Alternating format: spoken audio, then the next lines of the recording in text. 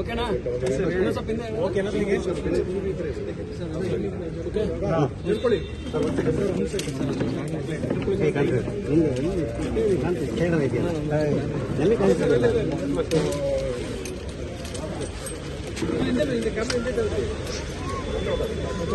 ಏನಿವ ಚಿಕ್ಕ ಮೊಬೈಲ್ ಹಿಡಿದ್ಬಿಟ್ಟಿದ್ದೀರಾ? ಇಲ್ಲ, ಒಳಗಡೆ ಇದೆ ನೋಡಿ. ಓಕೆನಾ?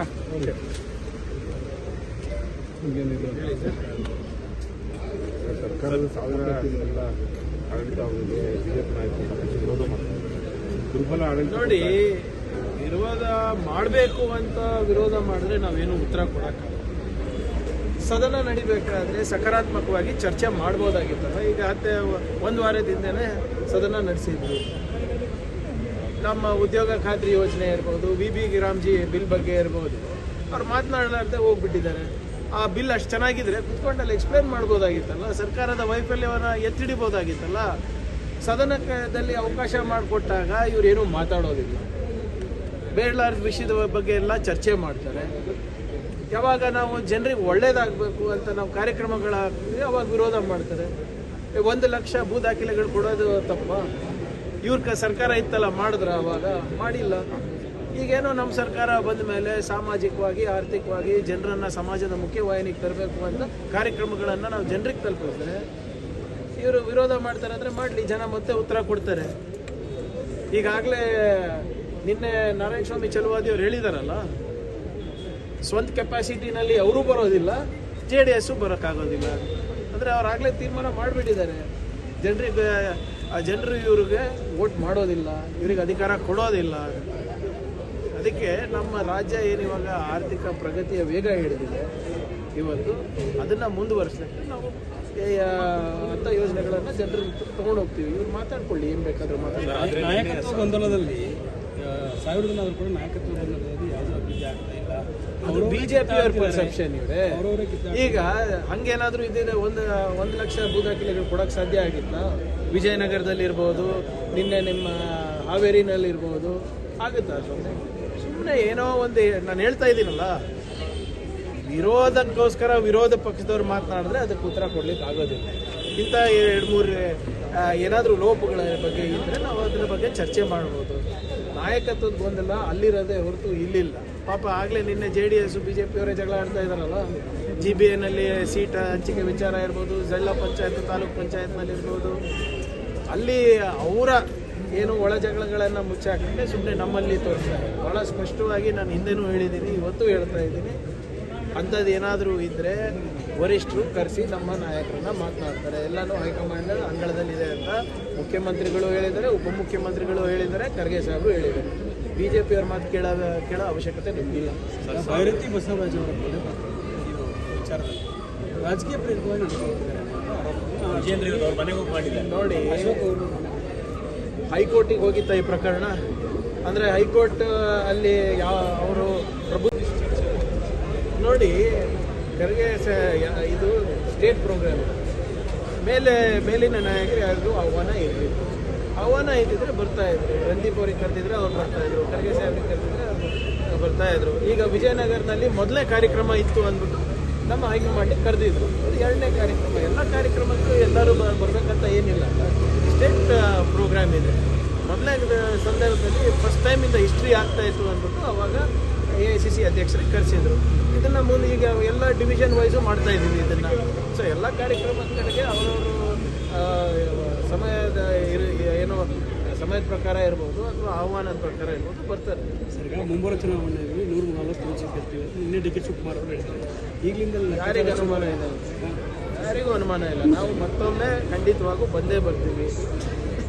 5 ಗ್ಯಾರಂಟಿಗಳಿರ್ಬೋದು, ನಮ್ಮ ನೀತಿಗಳಿರ್ಬೋದು, ನಮ್ಮ ಯೋಜನೆಗಳನ್ನು ಮುಂದಿಟ್ಕೊಂಡು ಮತ್ತೆ ನಾವು ಜನರ ಹತ್ರ ಹೋಗ್ತೀವಿ. GBA, ಜಿಲ್ಲಾ ಪಂಚಾಯತಿ, ತಾಲೂಕ್ ಪಂಚಾಯತಿ, ಗ್ರಾಮ ಪಂಚಾಯತ್ ಚುನಾವಣೆಯಲ್ಲೂ ಕೂಡ ಜಯಬೇರಿ ಆಗ್ತೀವಿ. ಮುಂಬರುವ ಚುನಾವಣೆಯಲ್ಲೂ ಕೂಡ ನಾವು ಆರಾಮಾಗಿ 140 ದಾಟ್ತೀವಿ. Thank you. ಸ್ಪೆಷಲ್ ಗ್ರಾಂಟ್ ಕೇಂದ್ರ ಸರ್ಕಾರದಿಂದ ಬರೋದನ್ನು ಡೈವರ್ಟ್ ಮಾಡಿದ್ದಾರೆ ನೋಡಿ, ಅದು ಯಾಕ್ರಿ ಅದೇ ಸದನದಲ್ಲಿ ಹೇಳಿಲ್ಲ? ಸದನದಲ್ಲಿ ದಾಖಲೆಗಳು ಇಡ್ಬೋದಾಗಿತ್ತಲ್ಲ, ಯಾಕೆ ಇಟ್ಟಿಲ್ಲ? ಆರ್ ಬಿ ತಿಮ್ಮಾಪುರ ಅವ್ರ ವಿರುದ್ಧ ಇಡ್ಬೋದಾಗಿತ್ತು, ಸರ್ಕಾರದ ವಿರುದ್ಧ ಇಡ್ಬೋದಾಗಿತ್ತು. ಸುಮ್ಮನೆ ಗಾಳಿನಲ್ಲಿ ಗುಂಡು ಹಾರಿಸೋದಲ್ಲ. ನಮಗೇನು 15,000 ಕೋಟಿ ರೂಪಾಯಿ ಜಲ್ ಜೀವನ್ ಮಿಷನ್ನಲ್ಲಿ ಬಾಕಿ ಇದೆ, ಅದು ಕೊಡ್ಸೋಕೆ ಹೇಳಿ ಫಸ್ಟು. 15ನೇ ಹಣಕಾಸಿಂದ ಪಂಚಾಯತಿಗೆ ಬರಬೇಕಾಗಿರೋದು 7,500 ಕೋಟಿ ರೂಪಾಯಿ ಬರಬೇಕಾಗಿದೆ, ಅದು ಕೊಡ್ಸೋಕೆ ಹೇಳಿ ಮೊದಲು.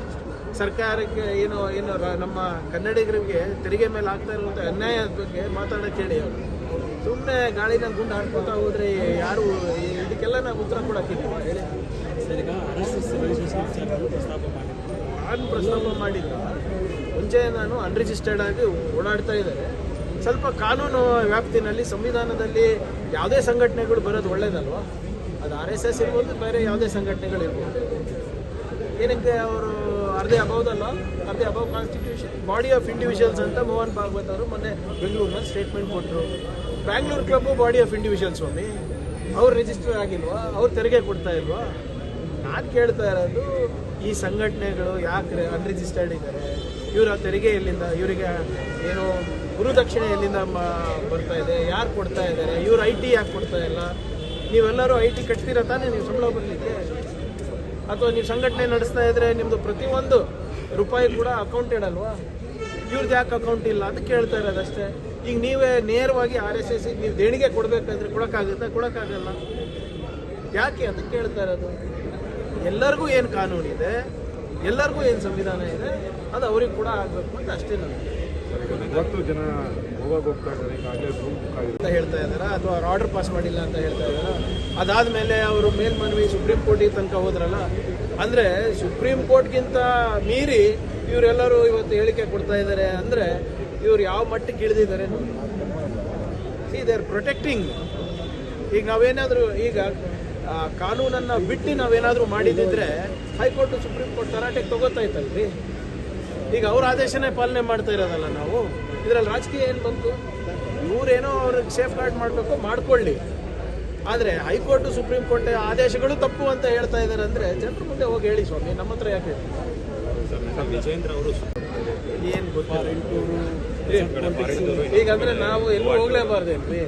ಈಗ ಖಾಸಗಿ ಟೂರ್ ಇದ್ರೆ ಏನು, ಅದಕ್ಕೆ ಸರ್ಕಾರಕ್ಕೆ ಏನು ಸಂಬಂಧ? ನೀವೇ ಹೇಳಿ.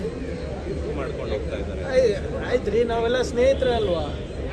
ಈಗ ನಾವು ಶ್ಯಾಮ್ ಪ್ರಕಾಶ್ ಅವರು, ಅಜಯ್ ಸಿಂಗ್, BR ಪಾಟೀಲ್ ಅವರು, MI ಪಾಟೀಲ್ ಅವರು ಹೋದರೆ ಅದು ಪಕ್ಷ ವಿರೋಧಿ ಅಂತ. ಈಗ ಖಾಸಗಿಯಾಗೂ ಹೋಗ್ಲಿಕ್ಕೆ ಬಿಡಲ್ಲ ಅಂದರೆ ನಾವೇನು ಮಾಡೋಣ? ರಾಜಕೀಯ ಬೆಳವಣಿಗೆಗಳು ಆಗ್ತಿದ್ದಾವೆ ನೋಡಿ. Everybody is free to do what. ಪಕ್ಷದ ವಿಚಾರ ಬಂದಾಗ ಪಕ್ಷದ ವರಿಷ್ಠ ತೀರ್ಮಾನ ತಗೋದು. ಸುಮ್ಮನೆ ಪಾಪ ಯಾರೋ ಈಗ ಹೋದ ವರ್ಷನೂ ಹೋಗಿದ್ರಪ್ಪ ಎಲ್ಲರೂ, ಅವಾಗ ಯಾರು ಏನಂದಿಲ್ಲ. ಅವಾಗ ಇವಾಗ ವ್ಯತ್ಯಾಸ ಏನಿದೆ? ಅವಾಗಲೂ ಖಾಸಗಿಯಾಗೇ ಹೋಗಿದ್ರು, ಈಗಲೂ ಖಾಸಗಿಯಾಗೇ ಹೋಗ್ತಾ ಇದ್ರು. ಅದು ಧರ್ಮಸ್ಥಳಕ್ಕನ ಹೋಗಿ, ಶ್ರೀಶೈಲಿಗನ ಹೋಗಿ, ಸಿಂಗಾಪುರಿಗನ ಹೋಗಿ, ದಟ್ ಇಸ್ ದೇರ್ ಚಾಯ್ಸ್. ಹೋಗೋರಿಗೆ ಯಾರು ತಡೆ ಹಿಡಿಯಲ್ಲ. ಚಿಕ್ಕ ಮಕ್ಕಳ, ಯಾರು ಚಿಕ್ಕ ಮಕ್ಕಳಲ್ಲ. ಸರ್, ಕೊನೆಯದಾಗಿ ಸರ್, ನಾನು 1000 ದಿನದ ಕಾರ್ಯಕ್ರಮದಲ್ಲಿ ಹೈಕಮಾಂಡ್ ನಾಯಕರು ಅಂತ ಹೇಳ್ತಾ ಇದ್ದಾರಾ? ಅಥವಾ ಅವ್ರು ಆರ್ಡರ್ ಪಾಸ್ ಮಾಡಿಲ್ಲ ಅಂತ ಹೇಳ್ತಾ ಇದ್ದಾರಾ? ಅದಾದಮೇಲೆ ಅವರು ಮೇಲ್ಮನವಿ ಸುಪ್ರೀಂ ಕೋರ್ಟಿಗೆ ತನಕ ಹೋದ್ರಲ್ಲ. ಅಂದರೆ ಸುಪ್ರೀಂ ಕೋರ್ಟ್ಗಿಂತ ಮೀರಿ ಇವರೆಲ್ಲರೂ ಇವತ್ತು ಹೇಳಿಕೆ ಕೊಡ್ತಾ ಇದ್ದಾರೆ. ಅಂದರೆ ಇವ್ರು ಯಾವ ಮಟ್ಟಕ್ಕೆ ಇಳಿದಿದ್ದಾರೆ ನೋಡಿ.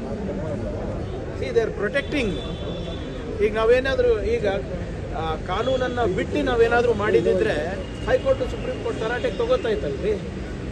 ಈಗ ಅವ್ರ ಆದೇಶನೇ ಪಾಲನೆ ಮಾಡ್ತಾ ಇರೋದಲ್ಲ ನಾವು. ಇದರಲ್ಲಿ ರಾಜಕೀಯ ಏನು ಬಂತು? ಇವರೇನೋ ಅವ್ರಿಗೆ ಸೇಫ್ ಗಾರ್ಡ್ ಮಾಡಬೇಕು, ಮಾಡ್ಕೊಳ್ಳಿ. ಆದರೆ ಹೈಕೋರ್ಟು ಸುಪ್ರೀಂ ಕೋರ್ಟ್ ಆದೇಶಗಳು ತಪ್ಪು ಅಂತ ಹೇಳ್ತಾ ಇದ್ದಾರೆ. ಅಂದರೆ ಜನರ ಮುಂದೆ ಹೋಗಿ ಹೇಳಿ ಸ್ವಾಮಿ, ನಮ್ಮ ಹತ್ರ ಯಾಕೆ? ವಿಜೇಂದ್ರ ಅವರು ಹೆಚ್ಚಿನ ವಿಡಿಯೋಗಳಿಗೆ ಪ್ರತಿಧ್ವನಿ ಯೂಟ್ಯೂಬ್ ಚಾನೆಲ್ ಸಬ್ಸ್ಕ್ರೈಬ್ ಮಾಡಿ, ಬೆಲ್ ಐಕಾನ್ ಕ್ಲಿಕ್ ಮಾಡಿ.